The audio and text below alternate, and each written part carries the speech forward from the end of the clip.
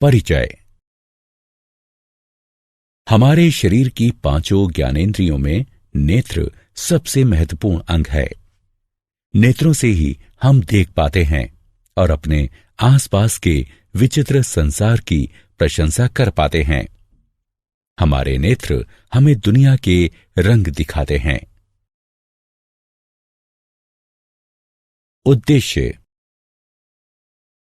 इस पाठ के अंत में आप निम्न करने में सक्षम हो जाएंगे: मानव नेत्र के कार्य को समझना, दृष्टि दोषों और उनके सुधार के बारे में जानना, समपार्श्व यानी प्रिज्म के माध्यम से प्रकाश के अपवर्तन को समझना, कांच के समपार्श्व यानी प्रिज्म के माध्यम से श्वेत प्रकाश के विक्षेपण को समझना, वायुमंडलीय अपवर्तन और उसके अनुप्रयोगों को जानना, प्राकिरणन और उसके अनुप्रयोगों को जानना। मानव नेत्र और उसके कार्य। हमारे नेत्र हमें दुनिया के रंग दिखाते हैं। मानव नेत्र में एक क्रिस्टलीय लेंस होता है और यह कैमरे की भांति कार्य करता है। नेत्र के विभिन्न भाग और उनके कार्य इस प्रकार हैं: स्वच्छ मंडल यानी कॉर्निया, यह पुतली की सामने वाली सतह पर स्थित पारदर्शी उभार होता है। प्रकाश स्वच्छ मंडल के माध्यम से ही नेत्र में प्रवेश करता है। परितारिका यानी आइरिस, यह कॉर्निया के पीछे स्थित एक पतली और वृत्ताकार झिल्ली होती है जो कि पुतली के आकार को नियंत्रित करती है। पुतली, यह परितारिका के बीचों बीच स्थित एक छिद्र होता है जो कि काला दिखता है और नेत्रों में प्रवेश करने वाले प्रकाश की मात्रा को फैलाकर या सिकुड़ाकर नियंत्रित करता है। दृष्टि पटल यानी रेटिना, यह एक बेहद पतली झिल्ली है जो कि एक पर्दे यानी स्क्रीन की भांति कार्य करती है। अभिनेत्र लेंस रेटिना पर किसी वस्तु का वास्तविक तथा उल्टा प्रतिबिंब बनाता है।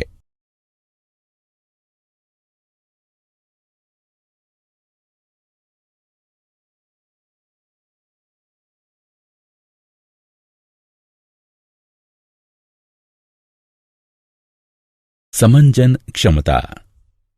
मानव नेत्र लेंस फोकस दूरी को बढ़ाने या घटाने में सक्षम होते हैं। इसे समायोजन की क्षमता कहते हैं। समंजन पक्षमाभी पेशियों यानी सिलेरी मसल्स की सहायता से प्राप्त किया जाता है। नेत्र के लेंस की फोकस दूरी को एक सीमा तक ही व्यवस्थित किया जा सकता है। दूर बिंदु, वह अधिकतम दूरी जहां तक हम किसी दूरस्थ वस्तु को स्पष्ट देख सकते हैं। किसी दूरस्थ वस्तु को स्पष्ट देखने के लिए पक्षमाभी पेशियां ढीली होकर नेत्र के लेंस को पतला कर देती हैं। निकट बिंदु, वह न्यूनतम दूरी जहां पर स्थित कोई वस्तु बिना किसी दबाव के स्पष्ट देखी जा सकती है। निकटस्थ वस्तु को स्पष्ट देखने के लिए पक्षमाभी पेशियां संकुचित होकर नेत्र के लेंस को मोटा कर देती हैं।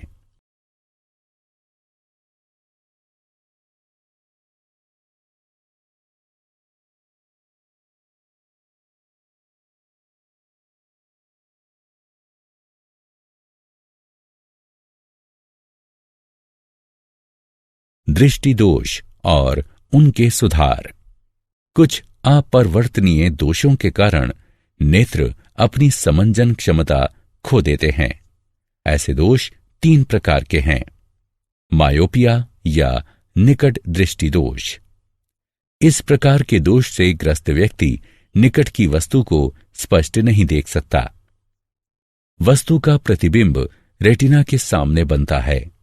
ऐसा या तो नेत्र गोलक के दीर्घीकरण के कारण होता है या नेत्र लेंस की अत्यधिक वक्रता के कारण। इस दोष को दूर करने के लिए अवतल लेंस का प्रयोग किया जाता है क्योंकि इनमें छितरन क्षमता होती है, जो कि प्रतिबिंब निर्माण के लिए प्रकाश किरणों को निर्देशित करते हैं।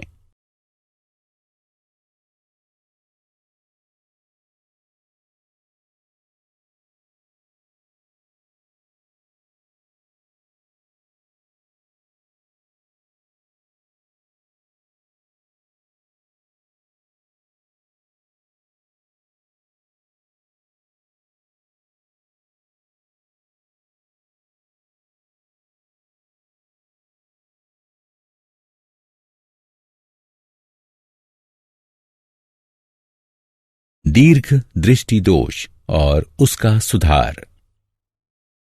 हाइपरमेट्रोपिया या दूर दृष्टि दोष। इस प्रकाश के दोष से ग्रस्त व्यक्ति दूरस्थ वस्तुओं को स्पष्ट नहीं देख पाता है। इसमें नेत्र लेंस के द्वारा प्रकाश किरणों का प्रतिबिंब रेटिना के पीछे बनाया जाता है। ऐसा या तो नेत्र लेंस की केंद्रीय लंबाई की वृद्धि के कारण होता है या नेत्र गोलक के आकार में कमी के कारण। इस दोष को सुधारने के लिए उत्तल लेंस का प्रयोग किया जा सकता है, जो कि प्रकाश किरणों को रेटिना पर अभिमुख करता है, जिससे प्रतिबिंबीकरण होता है और व्यक्ति दूरस्थ वस्तु को स्पष्ट देख पाता है।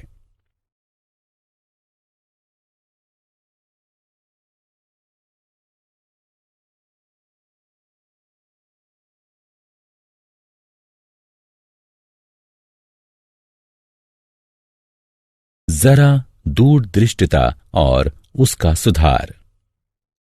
जरा दूरदृष्टिता यानी प्रेसबायोपिया। इस प्रकार के दोष से ग्रस्त व्यक्ति ना तो निकट की वस्तुओं को स्पष्ट देख पाता है और ना ही दूर की वस्तुओं को। यह दोष बढ़ती आयु के साथ दुर्बल हो रही पक्षमाभी पेशियों और नेत्र लेंस के लचीलेपन में कमी के कारण होता है। इस दोष को दूर करने के लिए व्यक्ति को द्विकेंद्रीय लेंस धारण करने पड़ते हैं, जिनमें ऊपरी भाग में अवतल और निचले भाग में उत्तल लेंस होते हैं।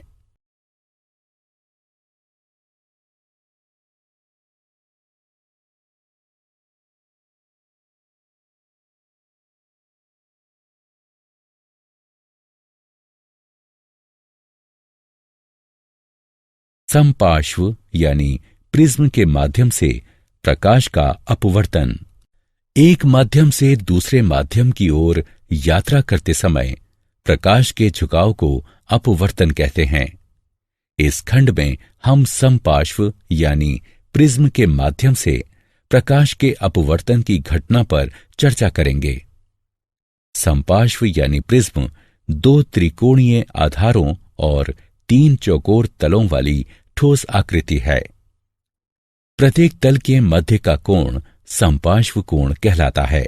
एक रंग के प्रकाश की किरण एक कांच के प्रिज्म पर आपतित होती है और अभिलंब की ओर मुड़कर हवा से कांच में प्रवेश करती है।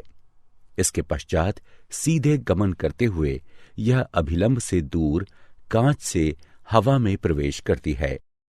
आपतित किरण और अपवर्तित किरण एक कोण पर है, जो विचलन कोण कहलाता है। कांच के समपार्श्व के द्वारा श्वेत प्रकाश का विक्षेपण। अब हम इस पर चर्चा करेंगे कि यदि हम कांच के समपार्श्व पर श्वेत प्रकाश संयोजित करें तो क्या होगा। जब कांच के समपार्श्व यानी प्रिज्म पर श्वेत प्रकाश डाला जाता है तो यह 7 रंगों में विखंडित हो जाता है। बैगनी, गहरा नीला, नीला, हरा, पीला, नारंगी और लाल। इस घटना को श्वेत प्रकाश का विक्षेपण कहते हैं। विक्षेपण का कारण।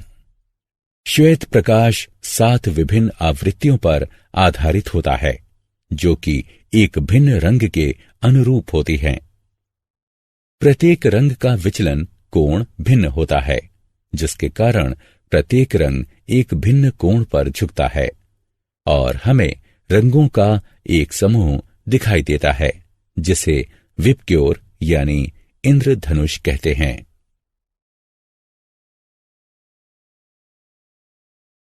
पुनर्संयोजन और इंद्रधनुष। पुनर्संयोजन। आइजैक न्यूटन ने देखा कि यदि वो कांच के दो समपार्श्वों यानी प्रिज्मों को एक दूसरे के इस प्रकार समानांतर रखते थे कि वे एक दूसरे के उलट हों, तो एक समपार्श्व यानी प्रिज्म में प्रविष्ट होने वाला श्वेत प्रकाश 7 रंगों में विखंडित हो जाता था, और जब यह सतरंगा प्रकाश दूसरे समपार्श्व पर आता था तो पुनः श्वेत प्रकाश में परिवर्तित हो जाता था। इसे ही पुनर्संयोजन कहा जाता है। हम सबको वर्षा के पश्चात इंद्रधनुष का दृश्य देखना अच्छा लगता है। यह एक प्राकृतिक घटना है जो कि प्राकीर्णन का परिणाम होती है। इंद्रधनुष आकाश में सदैव सूर्य की विपरीत दिशा में प्रकट होता है। वर्षा के दौरान जल की बूंदें सूर्य के प्रकाश के लिए समपार्श्व यानी प्रिज्म का कार्य करती हैं। जल की बूंदें अपरिवर्तित होती हैं, प्राकीर्णित होती हैं और फिर सूर्य के प्रकाश को इंद्रधनुष बनाने के लिए आंतरिक रूप से परावर्तित करती हैं। पुनर्संयोजन ऐसी घटना है जो कि विक्षेपण का विलोम है। इंद्रधनुष एक प्राकृतिक रूप से होने वाली घटना है जो कि सूर्य के प्रकाश के विक्षेपण के कारण होती है। इंद्रधनुष आकाश में सदैव सूर्य की विपरीत दिशा में दिखाई देता है। वायुमंडलीय अपवर्तन और उसके अनुप्रयोग। हमारा वायुमंडल किसी स्थान विशेष पर समान रूप से सघन नहीं है। स्थानीय परिस्थिति पर निर्भरता के कारण यह धरातल के निकट गर्म या ठंडा हो सकता है। गर्म वायु ठंडी वायु की अपेक्षा हल्की होती है, अतः इसका अपवर्तनीय सूचकांक ठंडी वायु के अपवर्तनीय सूचकांक की अपेक्षा कम होता है। इसके कारण वायुमंडल में प्रवेश करने वाला सूर्य अथवा तारों का प्रकाश अपवर्तित होता है। इसे वायुमंडलीय अपवर्तन के नाम से जाना जाता है। तारों का टिमटिमाना वायुमंडलीय अपवर्तन का एक उदाहरण है। तारों से आ रहा प्रकाश जैसे ही वायुमंडल से होकर गुजरता है, तारे की वास्तविक स्थिति की अपेक्षा उसकी सामान्य और आभासी स्थिति दिखाई देती है। साथ ही वातावरण की गत्यात्मक प्रकृति के कारण तारे का प्रकाश अस्थिर भी होता रहता है और इसी कारण तारे टिमटिमाते हुए प्रतीत होते हैं।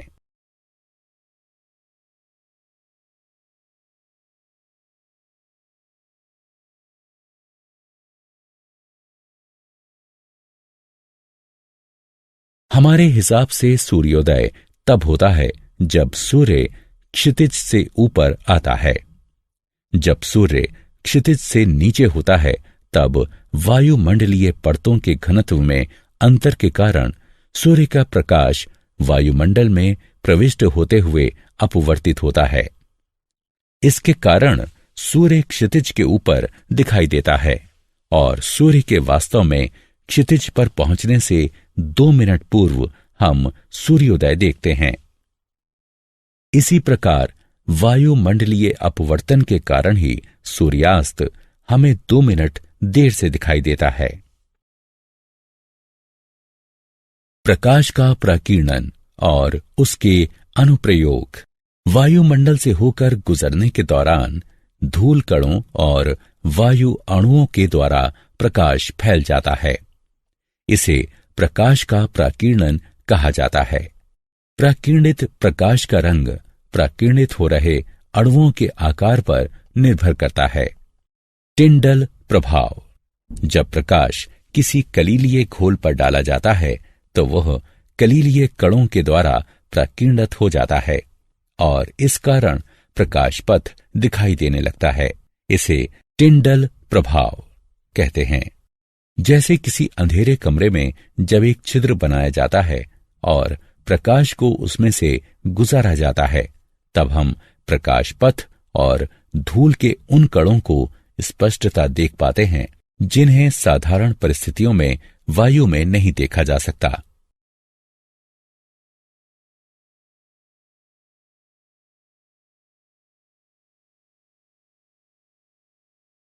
प्रकाश का विकिरण और उसके अनुप्रयोग।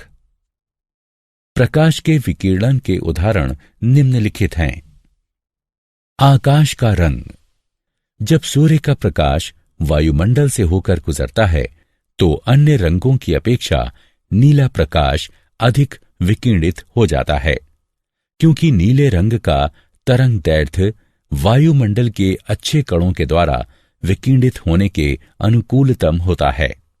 अतः नीला रंग हम तक पहुंचता है और आकाश हमें नीला दिखाई देता है। इसका अर्थ यह हुआ कि यदि धरती का वायुमंडल न होता तो आकाश हमें काला दिखाई देता। सूर्योदय और सूर्यास्त के समय सूर्य का रंग। सूर्योदय या सूर्यास्त के समय सूर्य का प्रकाश अधिक दूरी तय करता है, अतः कम तरंगदैर्घ्य होने के कारण नीला रंग विकिरणित हो जाता है और हम तक केवल लाल रंग पहुंचता है। सर्वाधिक लंबे तरंगदैर्घ्य के कारण, अतः सूर्योदय और सूर्यास्त के समय सूर्य रक्ताभ प्रतीत होता है। क्या आप जानते हैं मनुष्य की दृष्टि का क्षैतिज क्षेत्र एक आंख से लगभग 150 डायोप्टर और दोनों आंखों से लगभग 180 डायोप्टर होता है। किसी तारे का टिमटिमाना उसके प्रकाश के वायुमंडलीय अपवर्तन के कारण होता है। वायुमंडलीय अपवर्तन के कारण सूर्य हमें सूर्योदय के वास्तविक समय से लगभग 2 मिनट पूर्व और सूर्यास्त के वास्तविक समय से लगभग 2 मिनट पश्चात तक दिखाई देता है। प्यूपिल अपना आकार प्रबल मनोवेगों के प्रभाव के कारण भी बढ़ा सकता है। नीली आंखों वाले भूरी आंखों वालों की अपेक्षा ज्यादा बेहतर देखते हैं।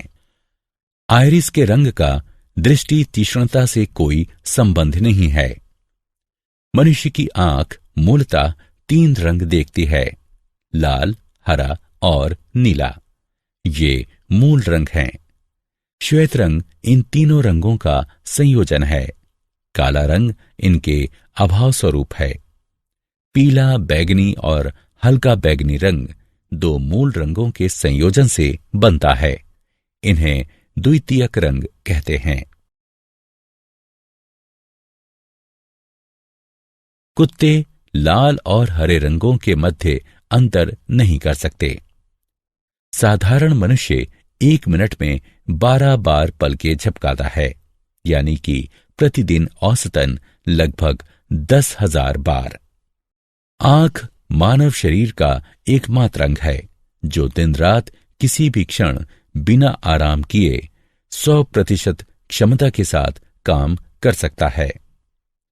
छींकते समय आंखें खुली रखना असंभव है। तुम्हारी भौहों के मध्य के स्थान को ग्लैबेला कहते हैं।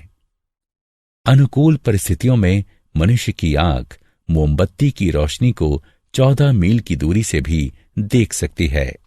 मनुष्य काग की अपेक्षा कंप्यूटर की स्क्रीन को 25% धीमी गति से पढ़ता है। सारांश। आइए हमने जो कुछ सीखा है उसे संक्षेप में दोहराएं। मनुष्य की आंख में एक क्रिस्टलीय लेंस होता है और यह कैमरे की भांति कार्य करती है। आंख के विभिन्न भाग हैं: प्यूपिल, कॉर्निया, आइरिस, क्रिस्टलीय लेंस और रेटिना, यानी श्वेत पटल।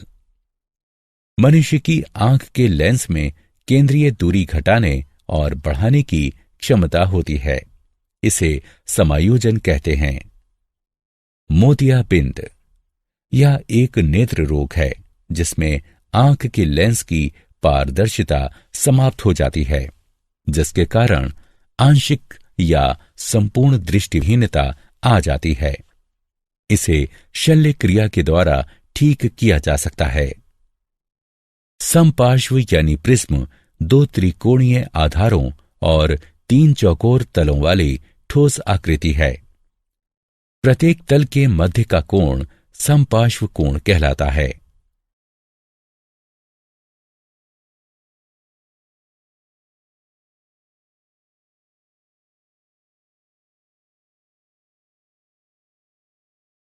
जब कांच के समपार्श्व यानी प्रिज्म पर श्वेत प्रकाश डाला जाता है तो ये 7 रंगों में विखंडित हो जाता है। बैंगनी, गहरा नीला, नीला, हरा, पीला, नारंगी और लाल। इस घटना को श्वेत प्रकाश का प्राकीर्णन कहते हैं। पुनर्संयोजन एक ऐसी घटना है जो कि प्राकीर्णन का विलोम है। प्रकाश का अपवर्तन। जब प्रकाश वायुमंडल की विभिन्न परतों से होकर गुजरता है तो वायुमंडलीय अपवर्तन कहलाता है। टिंडल प्रभाव। जब प्रकाश किसी कलीलीय घोल पर डाला जाता है तो वो कलीलीय कणों के द्वारा प्राकीर्णित हो जाता है और इस कारण प्रकाश पथ दिखाई देने लगता है। प्राकीर्णन। जब प्रकाश वायुमंडल से होकर गुजरता है तो ये धूल कणों और अन्य वायु कणों के द्वारा फैल जाता है।